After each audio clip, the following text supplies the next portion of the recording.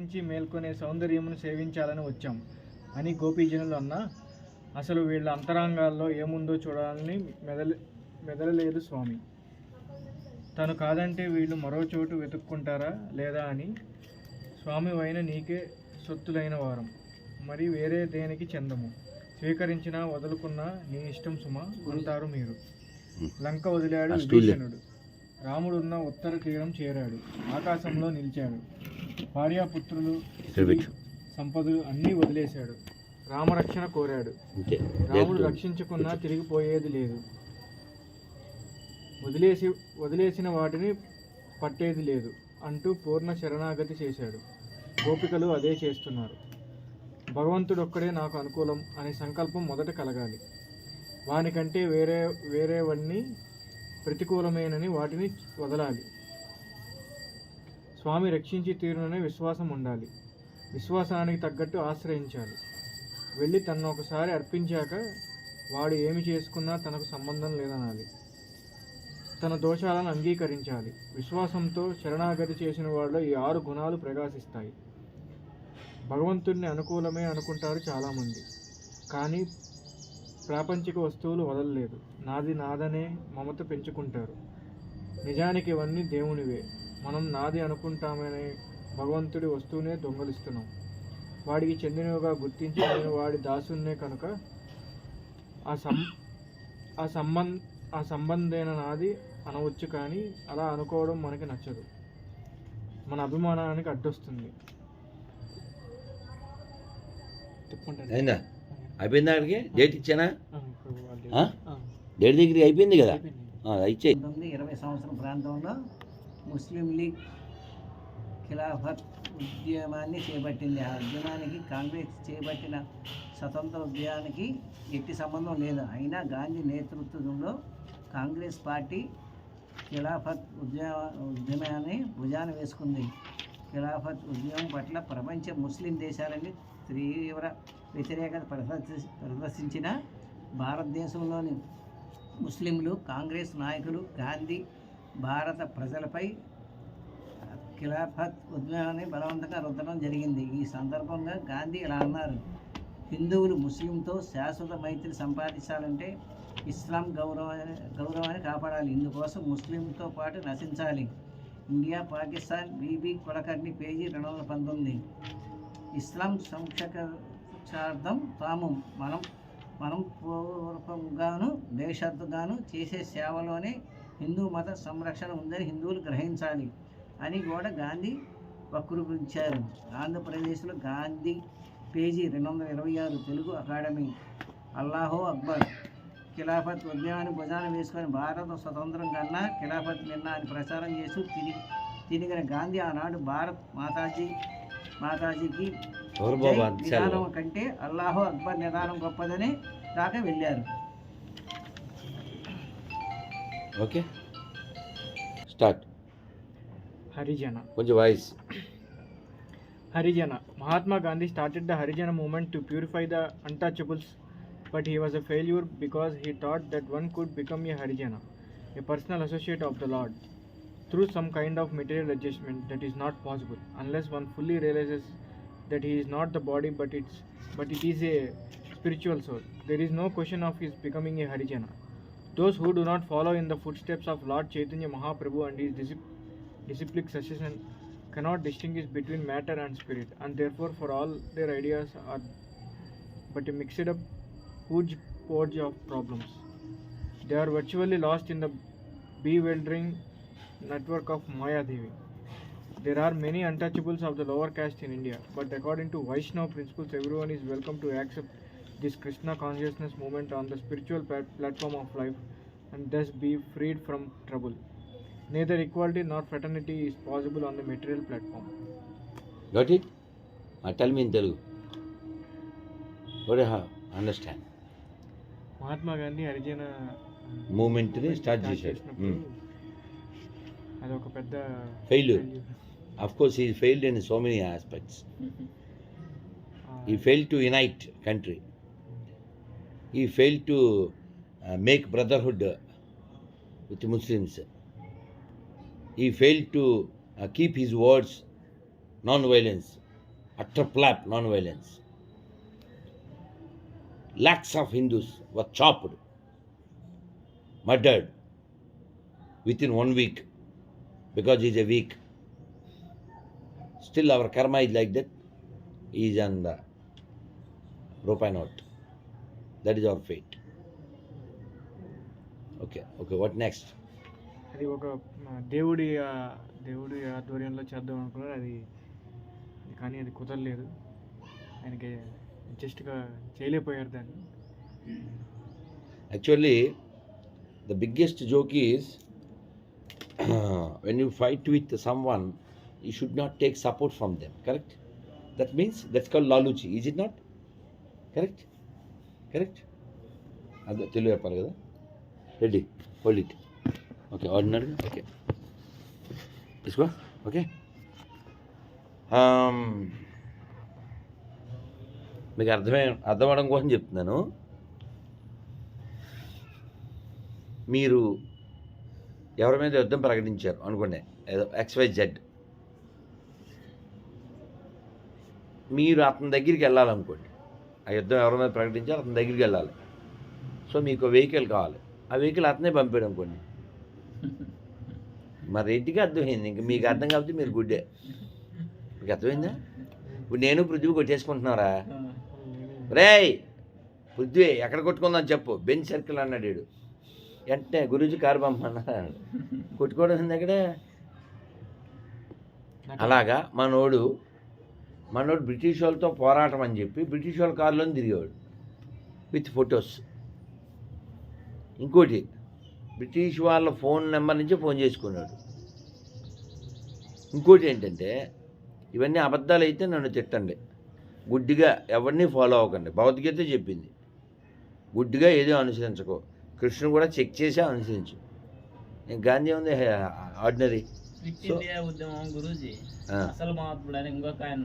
తెలుసు నీ బొంద, అసలు మహాత్ముడు ఇంకోటి ఉండడం ఏం కాదు. సరే, ఇదంతా ఏం మాట్లాడుకుంటాం, కడుపు చించుకుంటే కాలమే పడుద్ది, దరిద్రం. ఇంకో జోక్ ఏంటంటే, ఇండియాలో లేకుండా సింగపూర్ వెళ్ళి యుద్ధం చేసి బ్రిటిష్ వాళ్ళకి ఇది కర్పించాడు ఎవరైనా? సుభాష్ చంద్రబోస్. ఓకేనా? ఏదో ఇంటర్వ్యూలో అడిగారు మీకు ఏ రాజకీయ నాయకుడు ఇష్టం అని. నేను చెప్పాను సుభాష్ చంద్రబోస్. ఎందుకని?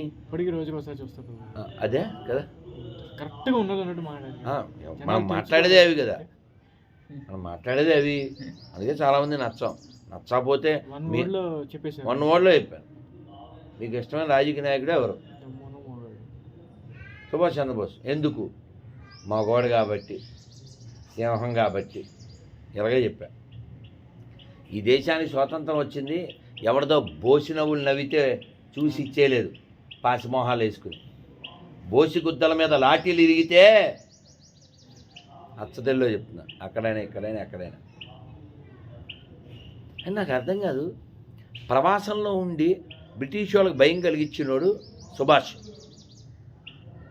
తన తలని ఉరికొయ్యకి వేలాడదీస్తుంటే భయం లేకుండా, అమ్మా భరతమాత నీకై అర్పణం, ఈ దేహం సమర్పణం, దేహము ఈ ప్రాణము భారత్కు అర్పించాలిలే, దేహము ఈ ప్రాణము భారత్కు అర్పించాలిలే. ఇది చేసినటువంటి వాడు ఓ సుఖదేవ్, ఓ ఉధమ్ సింగ్, ఓ గురుగోవింద్ సింగ్, ఓ భగత్ సింగ్, ఓ రాజ్గురు.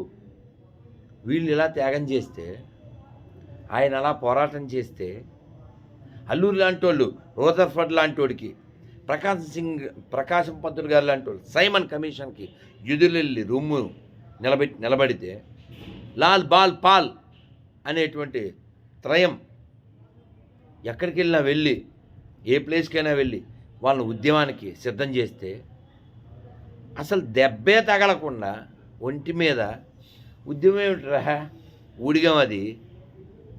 ఆలోచించండి. గాంధీ గారు, నెహ్రూ గారిని ఎప్పుడైనా దెబ్బలు తిన్నారా? 14 ఎకరాల పెద్ద స్థలంలో 2 బంగ్లాలు, 4 మనుషులు, నడవడానికి 2 ఆడవాళ్ళు, సపోర్టు. ఇందులో ఫైటింగ్ ఉందరా, ఇంకా లాలూచి చిత్తప్రజ్ఞత కలిగి ఉండడానికి బట్టలు తీసుకొని పడుకునేవాడు ఆడవాళ్ళతో.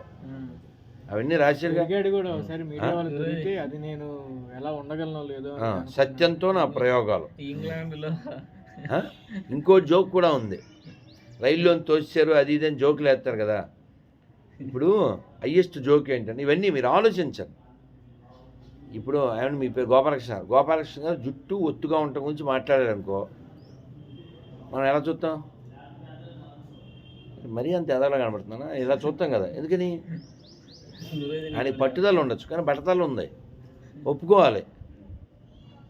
అది నిజమే కదా, అబద్ధం కాదుగా. కాలంలో పాటు కేశాలు పోయినాయి, ఒప్పుకో లేదా తప్పుకో, ఎందుకని తప్పుడు కప్పుకో. ప్రాక్టికల్గా మాట్లాడదాం. ఎప్పుడైనా మన బూందీ ప్రయాణం చేస్తే మీరు వీడియోస్ కానీ ఫొటోస్ కానీ చూడండి, ఆ భోగిలో మన ఒక్కడే ఉంటాడు పేదోడు. పేదోళ్ళ భోగి కదా, అందరు టికెట్లు కొనేయాలి మనోడే. ఇంకో జోకు, అందులోంచి ఎందుకు దోశారంటే ఎవరినో గోకడం అని విన్నాం. గోకలే శిష్యుడు గోకడం. సో ఇప్పుడు ప్రాక్టికల్గా మాట్లాడదాం. ఈయన బారిస్టర్ కదా, ఎప్పుడైనా ప్రాక్టీస్ చేశాడా? నాకు తెలియక అడుగుతుందండి, మాకు తెలియక అడుగుతున్నాం. దేని గురించి పోరాడినట్టు కూడా లేదు. పోరాటం ఎక్కడ ఉందన్న? ఏజెంట్ ఆఫ్ అని విన్నాం కదా. మరి అదే ప్రకాశ్ పంతులు గారు, ఆయన బారిస్టర్గా రోజుకు 1000 రూపాయలు సంపాదించాడు. చెన్నై నుంచి ఒరిస్సా దాకా కొనేశాడు తెలుసా, స్థలాలు పొలాలు బోల్డ్ అని కొనేశాడు. మళ్ళీ ఈ గాంధీ పిలుపుకి అట్రాక్ట్ అయ్యి అన్నీ వదులుకుని చివరికి ఏ స్థితికి వచ్చాడంటే, ఓ రోజు సాయంత్రం ఏదో సన్మానం చేస్తే వాళ్ళు సెలవు కప్పారు. పక్కన ఉన్నోడితో అయిపోయాడంట, ఎందుకురా 4 అరటిపళ్ళు ఇచ్చుంటే ఈ పూట గడిచేది కదా అన్నట్టు ప్రకాశ పంతులు గారు. అలాంటి వాళ్ళు కదా మహాత్ములు అంటే.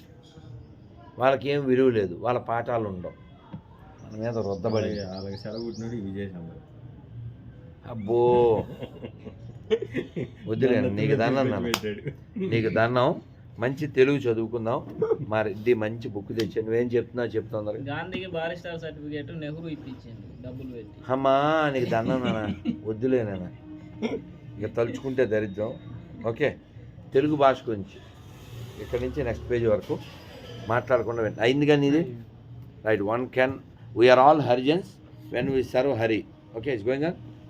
అయితే ఈనాటికి తెలుగు జాతి భాషా సంస్కృతుల పరిస్థితి ఏమిటని విచారిస్తే, వాటిపై ఏ కించిత్ అభిమానం ఉన్నవాడికైనా మనసులో బాధ కలుగక తప్పదు. తెలుగువారికి వారి భాష పైన, ఆచార వ్యవహారములపైన, ఇతర సాంస్కృతిక కార్యక్రమాల పట్ల నిర్లక్ష్యము, నిరాధారణ, న్యూన్యతాభావము పెరిగిపోతున్నది. ఆంగ్లేయుల పాలన కాలమునందు కంటే స్వాతంత్ర అనంతరం ముఖ్యంగా ప్రపంచీకరణ విధానము మన దేశంలో మారుమూల గ్రామంలో కూడా వ్యాపిస్తున్న తరుణంలో పాశ్చాత్య నాగరికత పట్ల, ఆంగ్ల భాష పట్ల అభిమానం అవధులు దాటడంతో పాటు ఒక ఇంగ్లీష్ పదమైన ఉపయోగించకుండా తెలుగు మాట్లాడలేకపోవడం, కట్టుబొట్టు అలవాట్లు పూర్తిగా పాశ్చాత్య నాగరికత ప్రభావంకు పరిమితం అవడం ఎంతో శీఘ్రగతిలో జరిగిపోతున్నది. ఇది గమనిస్తే కొద్ది కాలం మునుక తెలుగు భాష, తెలుగువారి సంస్కృతి, సాంప్రదాయములు తెలుగువారి గడ్డ మీద నుండి అదృశ్యమయ్యే పరిస్థితి వస్తుందేమోననే భయం నిన్నటి తరం తెలుగు వాళ్ళ మనసుల్లో ఏర్పడుతుంది. ఇది సత్యము. ప్రపంచమే ఒక గ్రామంగా పరిణామం చెందుతున్న ఈ కాలంలో ఇతర భాషలు నేర్చుకోవడం తప్పు కాదు. ముఖ్యంగా ఇంగ్లీషు ప్రపంచ భాషగా మారిపోయిన ఈ తరుణంలో మనకు ఈ భాషపై గల పట్టును, తద్వారా విదేశములలో విద్యార్జన, ఉద్యోగావకాశములు వదులుకోమని ఎవరు అనరు. కానీ ఆ వ్యామోహం మాతృభూమిని, భాషను, సంస్కృతి, సాంప్రదాయాలను త్రోసి కుచ్చి పొట్ట నిండుతున్నది కదా అని ఆ వేష భాషలను పాటిద్దామనే సంకల్పం పెడదావులు పట్టి రాబో తరాల వారు తెలుగు జాతి ఉనికినే విస్మరించే ప్రమాదం ఏర్పడడానికి బలమైన అవకాశములను అనే విషయం ఈ తరం వారు మరిచిపోరాదు. హరే కృష్ణ.